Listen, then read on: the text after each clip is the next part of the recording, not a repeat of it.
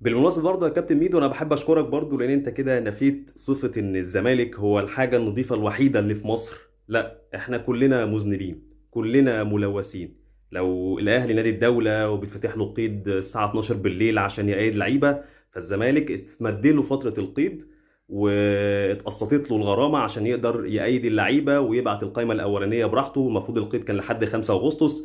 جمال علام قال لا، نمد فترة القيد يوم 4 أغسطس، خلاها بدل 5 ل 8.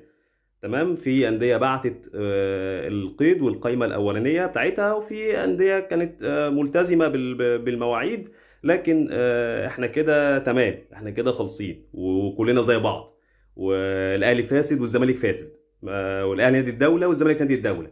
الاهلي ليه حد جوه اتحاد الكوره بيخلص له حاجات محمد بركات، والزمالك ليه حد في اتحاد الكوره حازم امام بيخلص له الحاجات، وانت بتشكره وبتفتخر بده ان